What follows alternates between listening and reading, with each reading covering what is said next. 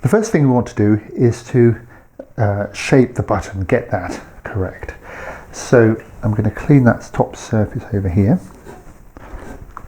Yeah, I think you can see how dirty this gets, how quickly. So this is that sort of angle. And then, I think that's the right one. We're going to round over this edge here.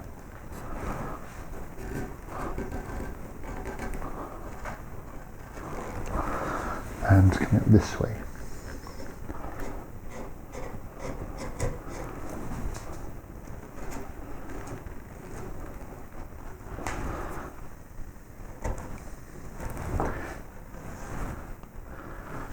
So here's the button.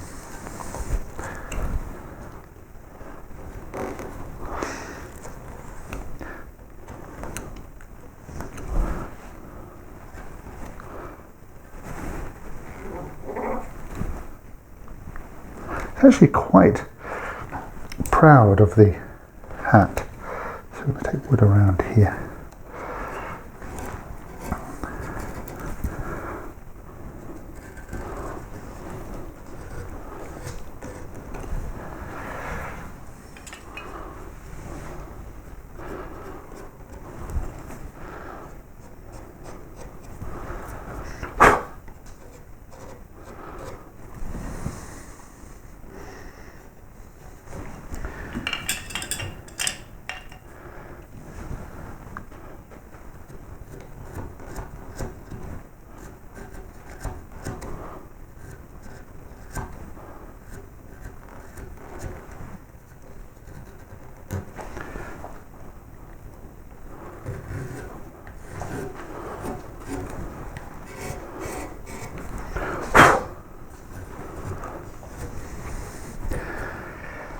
Now I've got the button in place, that's my reference point. I can see mine's a little bit bigger than this one, doesn't matter. So what I'm going to do now is switch to smaller tools, meaning 1/2 inch and 1/4 inch and less, this sort of size tools, and very carefully start looking at this and matching this much more subtly. So so here, for example, this now, as I come and carve this, is going to be a finished surface. So I'm going to make small cuts and just quietly work that surface, remove those lines. So that surface there, that's the end of that, that's going to be that ridge there on the hat, and then I'm going to come down and start bringing those shapes in. So where there's a shape like this, I'm going to try and match the gouge to it. Otherwise I'm going to use fairly flattish gouges, small gouges, like this one, just quietly taking small cuts, and this leaves a surface texture, and that surface texture is a little bit like cotton when it's seen from a distance. So just quietly moving along, what I call giving the carving some love, you know, sort of really enjoying this stage, making sure this surface is nice and smooth. This is going to be finished when we leave it. Making sure that everything's in the right place, merging. So we'll start here and we'll slowly spread over the rest of the carving.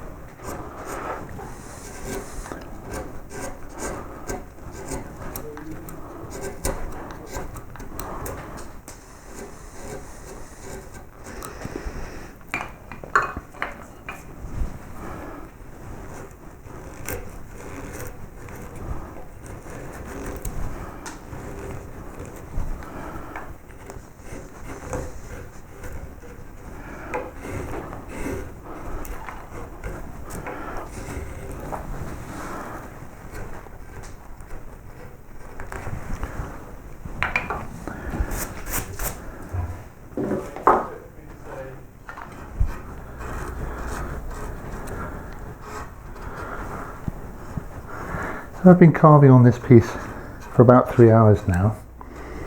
Coming along, I think, quite happily. As I've worked the surfaces, what's going to be happening is I come to points where the curve is too much to get a straight tool in, and it's at this point I need to find a bent tool. This is quite a large one, rather quite a wide one, but you can use a narrower one and just make smaller cuts, exactly the same sort of cut as before. And coming round, and look, you can see that this curve really doesn't quite do this one, in which case it doesn't really matter, because I can go back and clean up the bottom of that curve here. So move these shapes right round into the curve, and make sure as best you can you clean up as you go along.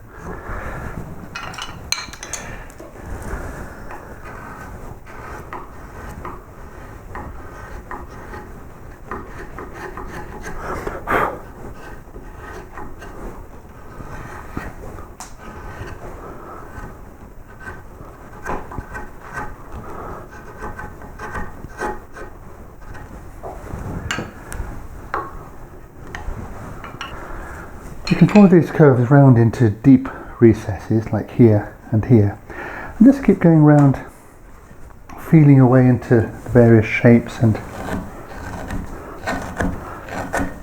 don't be afraid of going deep. You'll find the hat is actually quite pushed in places, so you will need to do that with your carving.